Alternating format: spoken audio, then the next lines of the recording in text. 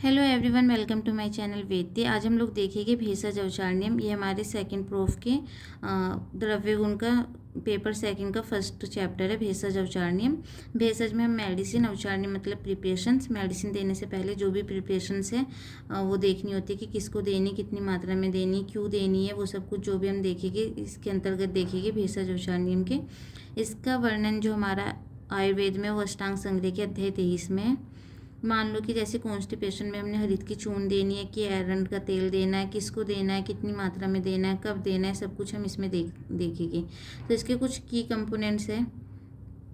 इसके या तो एक ही की कंपोनेंट पे पूरा क्वेश्चन आ सकता है, फिर भेषज औचार्य को डिफाइन करते हो इसके की कंपोनेंट्स बताएं और साथ में औषध सेवन काल डिफाइन करें।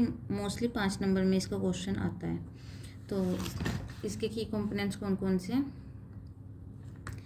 रोगी परीक्षा, दोष परीक्षा, देही परीक्षा, औषध परीक्षा, औषध सेवन काल। तो सबसे पहले हम देखेंगे रोगी परीक्षा, मतलब पेशेंट के क्या क्या हमने परीक्षा करनी है, क्या क्या उसमें देखना है। तो मान लो कि एक तरीके से हिस्ट्री लेनी हमने पेशेंट की, कहाँ पे वो पैदा हुआ, कहाँ पे मतलब वो बड़ा हुआ, कि जन्मभूमि के बाद वो कहीं और तो जाके रहने लगा, कहाँ पर उसे रोग हुआ।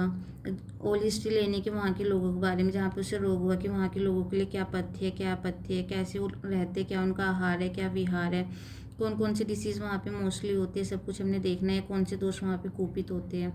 और इसमें हमने ये भी देखना है कि किस निदान विशेष से दोष कुपित हुआ, मतलब मेन कोज क्या है डिसीज़ के, सब कुछ हमने इसमें देख लेना है रोगी परीक्षा के अंतर्गत। नेक्स्ट जो हमने परीक्षा करनी है वो हमने दोष की परीक्षा करनी है। दोष वही है अपने वात पित्त कफ। तो दोषों के लक्षण क्रम से निश्चय करें कि मतलब देखे जो जो सिम्टम्स या साइंस वो हो रहे हैं कि उससे कौन सा दोष कुपित हुआ है, या उस दोष में भी हमने उसकी अंश कल्पना करनी है कि कौन से गुण या कर्म के कारण हुआ। सपोज कि वात दोष के चल गुण के कारण व्याधि की उत्पत्ति हुई है, या फिर उसके रूक्ष गुण के कारण। तो ये सब कुछ हमने उसकी अंश कल्पना करनी है, मतलब छोटी से छोटी डिटेल देखनी है। फिर हमने उसके विपरीत औषध प्रयोग करना है। नेक्स्ट हमारा है देह देश परीक्षा। तो मान लो कि षटक्रिया काल में होता है हमारा, पहले क्या होता है, दोष अपने स्थान पे कुपित होता है, आफ्टर इट वो दूसरे स्थान पे चल जाता है और स्थान संशय कर लेता है। तो हमने यही देखना है कि वो अपने जो अभी उसको व्याधि है वो अपने स्थान पे ही प्रकोपित हुआ है तो वो साध्य हो जाएगा। लेकिन अगर वो अदर प्लेसेस पे जाके व्याधि उत्पन्न कर रहा है तो फिर वो कष्ट साध्य हो जाता है। इसका भी ये भी है कि जो हम मान लो कि एक प्रकार की औषध है वो अलग अलग प्लेसेस पे, मतलब जहाँ पे अलग अलग दोष जा चुके कि अपने स्थान पे अलग स्थान पे हो चुका, तो फिर वो मान लो कि अगर आमाशय में दोष है तो वहाँ पे ट्रीटमेंट कर रही है, लेकिन अगर वो कहीं और चले गए सिर वगैरह में सिरो रोग वगैरह कर रहे हैं तो फिर वो वहाँ पे इफेक्टिव नहीं होती। इसलिए देह देश परीक्षा भी इम्पोर्टेंट है। नेक्स्ट है हमारा औषध परीक्षा। औषध परीक्षा हमने मेनली देखना है कि रोग और रोगी को कौन सी औषध के वो योग्य, कितनी मात्रा में देनी है उनको औषध, ये सब कुछ देखना है।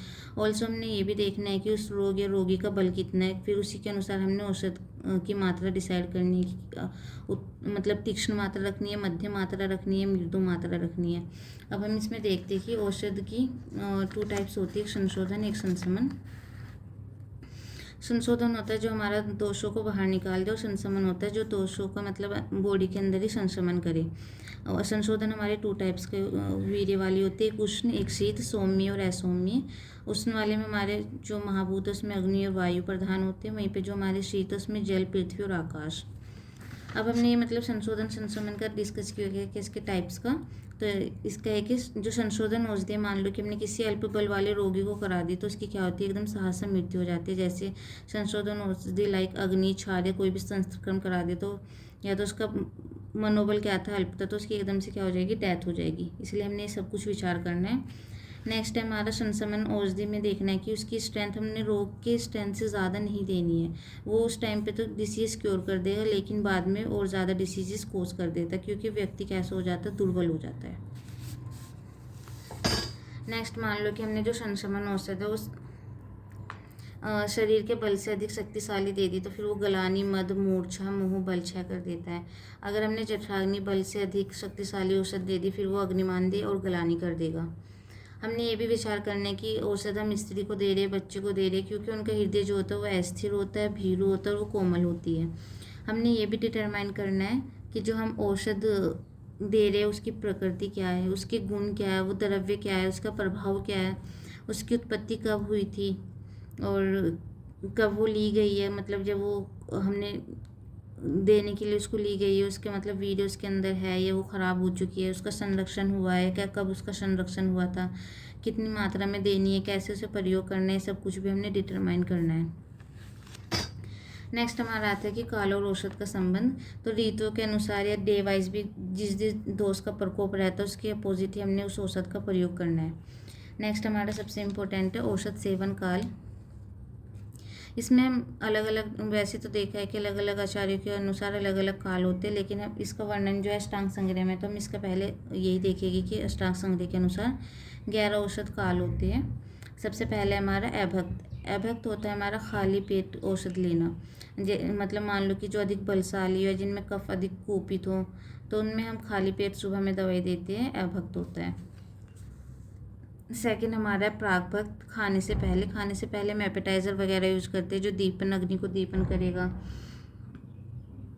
और ये हम अपान वायु में भी ले सकते हैं। इसमें क्या होता है कि हमारा ये अपान वायु का अनुलोमन कर देता है, तो ये खाने से पहले लेनी है। मध्य वाले में हमने खाने के बीच में लेनी है। ये समान वायु, ये भी क्या करता है, अग्नि को दीप्त करता है, और समान वायु की दृष्टि में हम इसका प्रयोग करते हैं। अधोभक्त होता है खाने के बाद लेनी है। अब हमने मतलब मान लो कि दोपहर के खाने के बाद या प्रातःकाल के खाने के बाद है, तो तब हम उसे व्यान वायु की दृष्टि में लेंगे, और अगर उदन वायु की दृष्टि है तो तब हम उसे सायंकाल के खाने के बाद लेंगे। सहभक्त होता है हमारा खाने के साथ, मतलब कि जो हमारे बच्चे थे या स्त्रियाँ थी या जो दवाइयों से द्वेष रखते हैं, हम उन्हें खाने में मिला के दवाई दे सकते हैं। नेक्स्ट है हमारा अंतराभक्त। अंतराभक्त हम बेसिकली 2 भोजन के मध्य में लेते हैं। सपोज कर लो कि हमने सुबह का खाना खाया, फिर हमने औषध ली, फिर उसके मतलब पहले जो खाना था उसके पाचन होने के बाद हमने औषध लेनी है, फिर पाचन के जीर्ण होने के बाद हमने दोबारा भोजन करना है।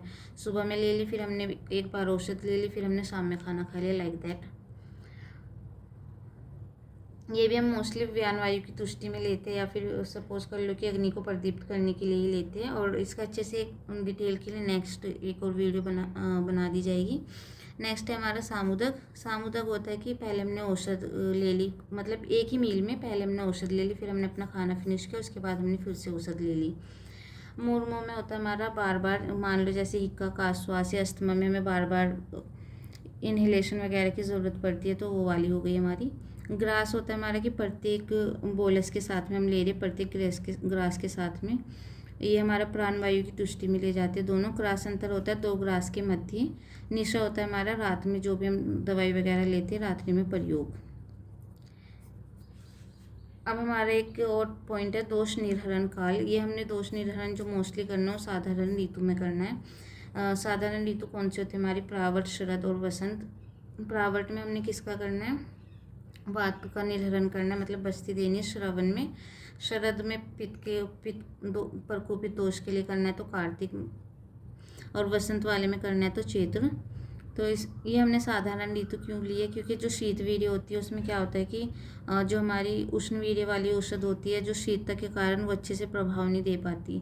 वहीं पर अगर हम वर्षा में निर्हरण करेंगे तो उससे क्या होगा कि औषध खराब हो जाएगी, क्योंकि कीचड़ वगैरह रहता है या फिर वर्षा के कारण व्यक्ति दुर्बल रहता है तो उसको सहन नहीं कर पाता। नेक्स्ट जो हमारा ग्रीष्म में भी हमारे व्यक्ति भी दुर्बल रहता है, और ग्रीष्म में क्या कि पसीना वगैरह अधिक आता है तो उसको मतलब सहन शक्ति कम होती है, इसलिए हमने नॉर्मल जो कराना है साधारण ऋतु में कराना है।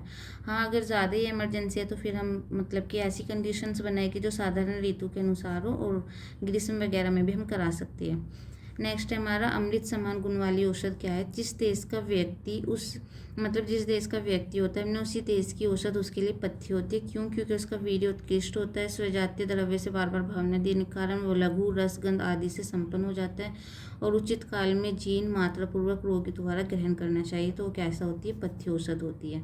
वही हमारी उसको क्या बोला गया, अमृत समान गुण वाली औषध। Thank you and follow for next.